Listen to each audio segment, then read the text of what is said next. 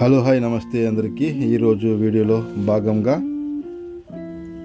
Doctor BR Ambedkar Konaseema జిల్లా అమలాపురంలో గల జిల్లా ప్రజా పరిషత్ పాఠశాల వారు 78వ స్వతంత్ర దినోత్సవ వేడుకలు పురస్కరించుకుని 100 మీటర్ల జెండానైతే ఇది అమలాపురంలో ర్యాలీ నిర్వహించడం జరిగింది. హర్ఘర్ తిరంగా కార్యక్రమం భాగంగా ఒకసారి సార్ని అడిగి ఎన్ని అడుగులండి? ఎన్ని అడుగులండి జెండా?